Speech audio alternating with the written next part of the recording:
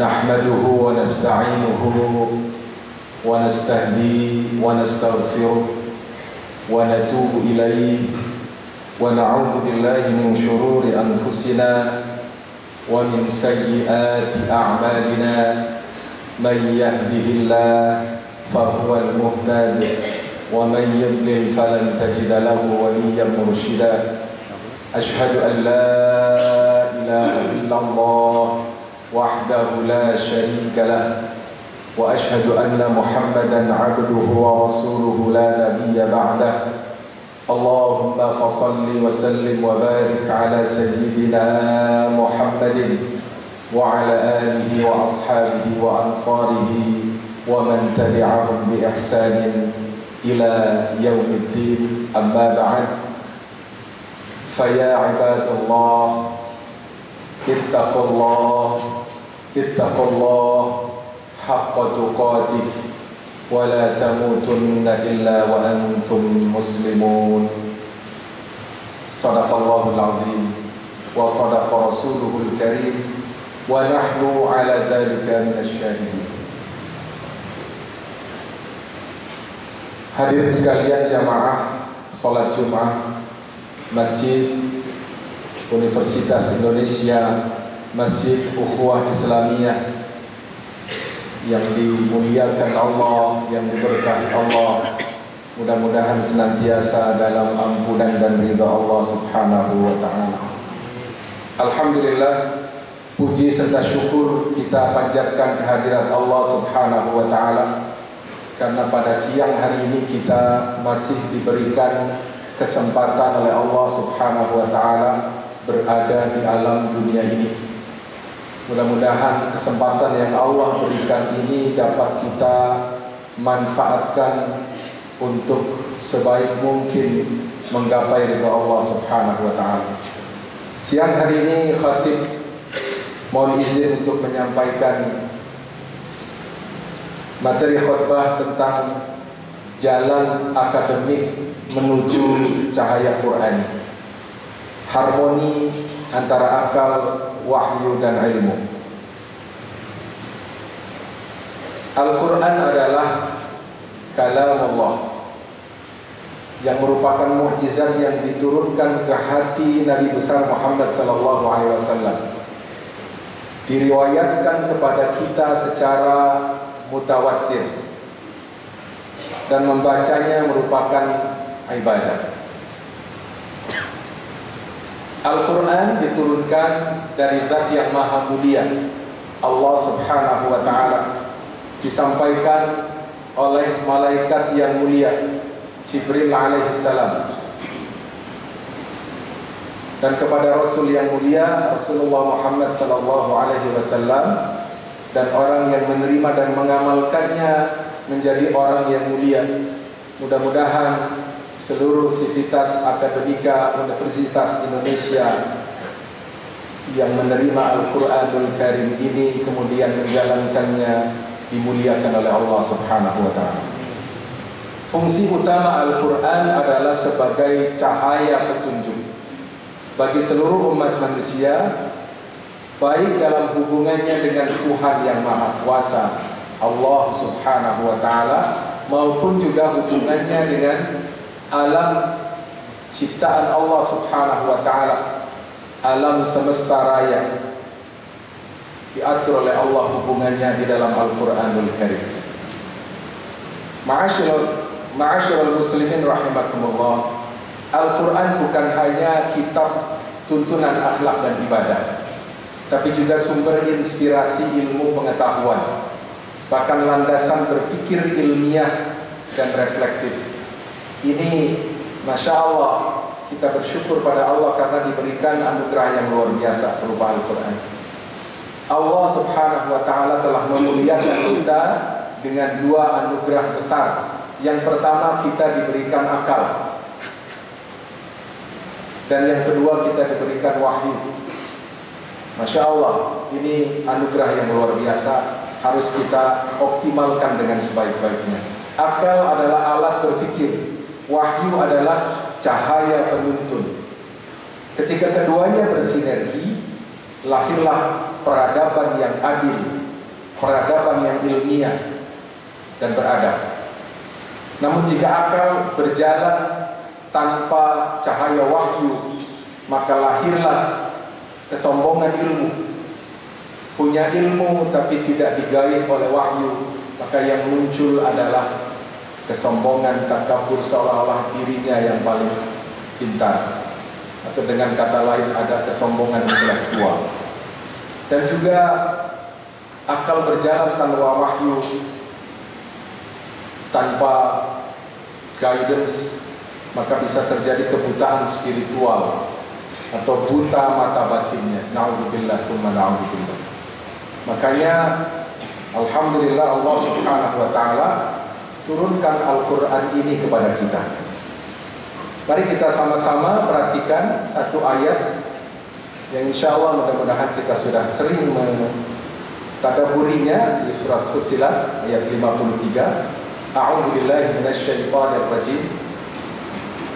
Sanurihim ayatina fil afaqi wa fi anfusihim hatta yatabayyana lahum annahu al-haqq.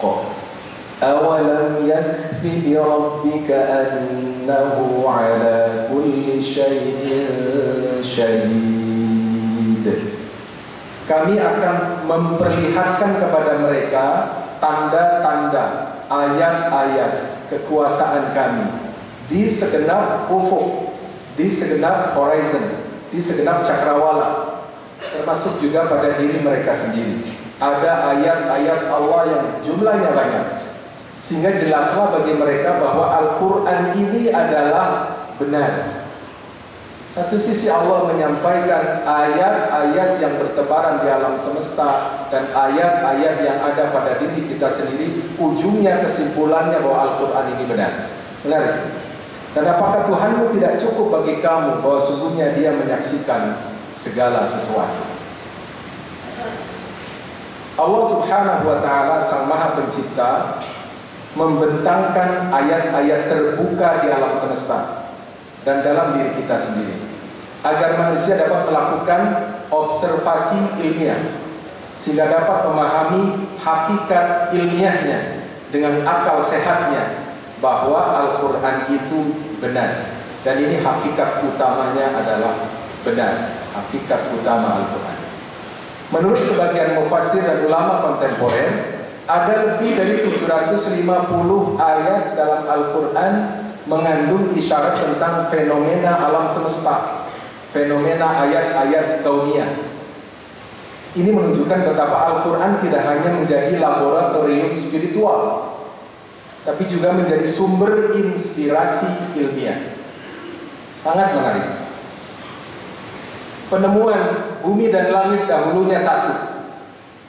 Alam semesta semakin luas, langit semakin berkembang. Keseimbangan alam raya, gunung ternyata bergerak. Pertemuan dua laut dengan karakteristik yang berbeda. Keajaiban makhluk kecil, nyamuk dan yang lebih kecil. Kita sudah menyaksikan fenomena COVID yang lalu, dan lain sebagian merupakan hakikat ilmiah yang beraneka macam yang Allah ciptakan di alam semesta, yang bermuara pada hakikat kauniyah atau hakikat sunnatullah di alam semesta. Allah sudah ciptakan sedemikian rupa, dengan format yang sedemikian rupa, dengan ukuran yang sedemikian rupa, dan itu disebut sebagai hakikat sunnatullah. Dan hakikat sunnatullah tidak ada perbedaan dengan hakikat Qur'aniyah. Keduanya seimbang, serasi. Keduanya perlu didalami oleh seorang muslim.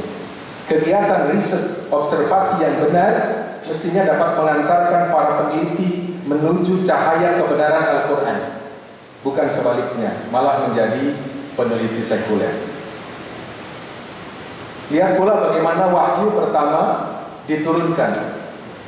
Iqra bismi rabbikal ladzi khalaq. Bacalah dengan menyebut nama Tuhanmu yang menciptakan. Masya Allah, kita perhatikan, baca, tapi juga ada bismi rabbik, bismillah. Ayat ini menggabungkan aksi intelektual berupa membaca, iqra, dengan kesadaran spiritual. Jadi matanya membaca, akalnya membaca, tapi spiritualnya, batiniah pun juga aktif dengan menyebut nama penciptanya, dengan menyebut nama yang telah menciptakan yang dibaca, Bismillahirrahmanirrahim. Inilah akar konsep akademik Qur'ani, di mana ilmu tidak sekadar untuk duniawi, ilmu untuk ilmu, tapi bermuara kepada keimanan, tauhid, dan penghambaan kepada Allah Subhanahu wa Ta'ala. Lebih jelas sedikit, walaupun dalam suasana yang sangat terbatas ini, kita paham, sering mengkaji ayat 1 sampai ayat 5, di mana di surah Al-Alaq ini merupakan ayat-ayat yang diturunkan pertama kali oleh Allah Subhanahu wa Ta'ala. Kita sudah paham maknanya.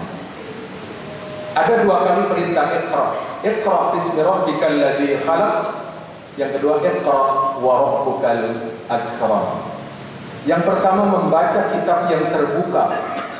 Kitab yang terbuka di alam semesta. Sanurihim ayatina fil afaq tadi. Alam ciptaan Allah, ayat-ayat kauniyah. Ini diminta dibaca. Iqra bismi rabbik. Yang kedua, membaca kitab yang tertulis, yaitu ayat qauliyah berupa Al-Quran yang diturunkan oleh Allah Subhanahu wa Ta'ala. Dalam membaca kedua kitab tersebut, pembaca melakukannya bismi rabbik, atas nama Allah Sang Maha Pencipta, seraya memuliakannya, tidak memisahkan antara yang dibaca dengan penciptanya. Proses membaca keduanya dilakukan secara terpadu dan sinergis, harmoni, sehingga sang pembaca menjadi manusia berilmu yang bertauhid. Masya Allah, berilmu, bertauhid, yang ulama dalam tanda kutip, sekaligus yang ilmuwan dalam tanda kutip juga. Dua-duanya berasal dari kata yang sama. Cuma ulama kita sering sebut sebagai orang yang mendalami agama, ya. Ilmuwan orang yang mendalami ilmu-ilmu kauniyah. Dua-duanya sebetulnya ulama, dua-duanya juga sebetulnya ilmuwan, yang disebut sebagai ulul albab. Ada di surah 3, 190, 191, Fatih tidak membahas. Contoh 2 tokoh ulama ilmuwan. Mungkin kadang kita kenalnya sebagiannya saja, tapi kali ini kita sampaikan. Imam Syafi'i, ya, rahimahullah, selain ahli di bidang fikih, usul fikih, hadis yang kita kenal, ternyata ahli juga di bidang sastra, ilmu firasat, hingga ilmu kedokteran. Untuk masalah penguasaan ilmu kedokteran, seorang tabib pernah berdiskusi dengan Imam Syafi'i. Dia kaget ternyata Imam Syafi'i sangat menguasai detail-detail ilmu kedokteran yang berkembang saat itu. Menarik. Yang kedua, Imam Ibn Rushd yang di barat dikenal dengan Averroes, selain ahli fikih mazhab Maliki dan penulis kitab fikih Bidayatul Mujtahid, beliau juga dikenal ahli fisika, ahli kimia, astronomi, matematika, bahkan sastra Arab, filsafat, dan kedokteran. Masya Allah, inilah Al-Quran yang bisa mencetak manusia yang mendalaminya sehingga menguasai keduanya, ya, termasuk juga kitab Fal'al Maqal fi ma bainal hikmah wasyariah. Ini juga kitab yang berkenaan dengan syariah. Ma'asyiral muslimin rahimakumullah, para akademisi, para pencari ilmu, bukankah sudah saatnya kita mendekat kepada Al-Quran tidak hanya sebagai kitab ibadah yang dibaca setiap hari, setiap Jumat, setiap hari, pagi, sore, dan sebagainya, karena itu merupakan ibadah dan itu sangat dianjurkan, 1 huruf 10 kebaikan dan seterusnya, tapi juga sebagai kitab ilmu dan cahaya petunjuk, sehingga yang mendalami Al-Quran mestinya dia mendapatkan cahaya Allah, sehingga dia bisa hidup dengan membawa cahaya Allah Subhanahu wa Ta'ala. Mari kita syukuri akal kita dengan meletakkannya dalam bingkai wahyu, dan mari kita syukuri wahyu ini dengan menjadikannya pedoman dalam berpikir, meneliti, dan membangun peradaban. Afala yatadabbaruna al-Qur'an am 'ala qulubin aqfaluha.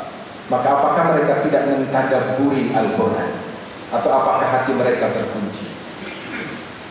Ma'asyiral muslimin, membaca Al-Quran dianjurkan untuk dilakukan dengan disertai tadabbur, menghayati maknanya, hikmahnya, dan seterusnya. Dan tafahum, berusaha memahami lebih detail tentang ayat-ayatnya. Karena hal ini adalah tujuan dan tuntutan paling utama. Dan dengan melakukan tadabbur dan tafahum, maka hati bisa menjadi tentram dan diberikan cahaya petunjuk. Dan Allah Ta'ala telah menjelaskan hikmah diturunkannya Al-Quran ini dalam firman-Nya, yang maknanya kitab Al-Quran kami turunkan kepadamu penuh berkah, agar mereka menghayati ayat-ayatnya, mentadabburi ayat-ayatnya, dan agar orang-orang yang berakal sehat mendapatkan pelajaran. Mudah-mudahan kita termasuk di dalamnya. Ayat tersebut memberikan inspirasi bahwa bahwa Al-Quran tidak akan mungkin berlimpah berkah secara sempurna pada diri seseorang kecuali jika ia melakukan tadabbur ketika membacanya. Maka tadabbur ini satu hal yang memang perlu kita lakukan bersama-sama. Masya Allah. Insya Allah. Aqulu qawli hadza wa astaghfirullahal azim li wa lakum wa lisa'iril muslimina wal muslimat wal mu'minina wal mu'minat fastaghfiruhu innahu huwal ghafurur rahim. Allahumma salli wa sallim ala sayyidina wa maulana Muhammadin wa ala ali sayyidina Muhammad.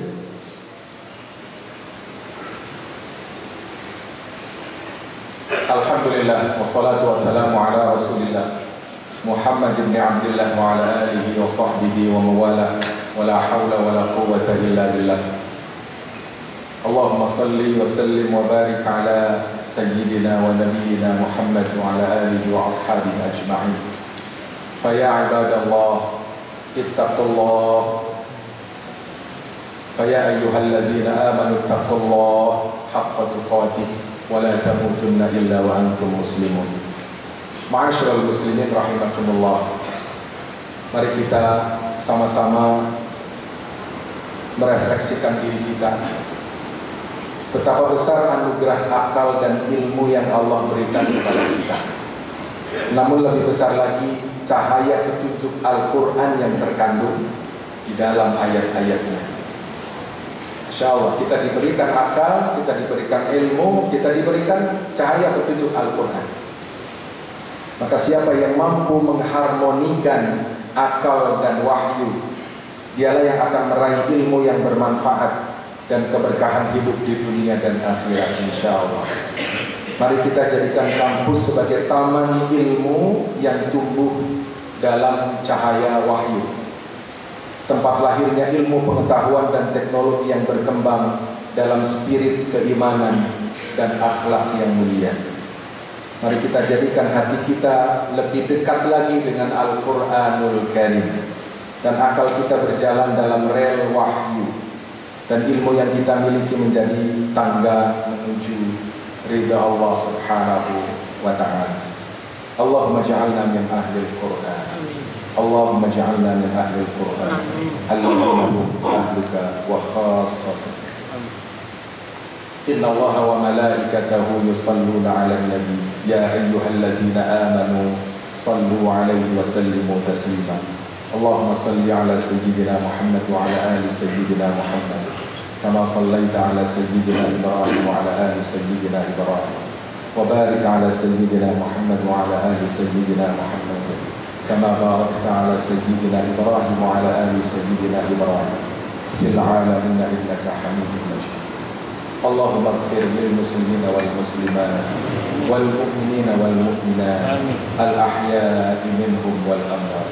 ربنا اغفر لنا ذنوبنا ولوالدينا وارحمهم كما ربونا صغارا. ربنا هب لنا من أزواجنا وذرياتنا قرة أعين واجعلنا للمتقين إماما. اللهم أعنا على ذكرك وشكرك وحسن عبادتك. اللهم إنا نسألك سلامة في الدين والدنيا والآخرة. ربنا آتنا من لدنك رحمة وهيئ لنا من أمرنا رشدا. اللهم انصر إخواننا المسلمين المجاهدين في فلسطين وفي غزة وفي كل مكان وفي كل زمان برحمتك يا أرحم الراحمين.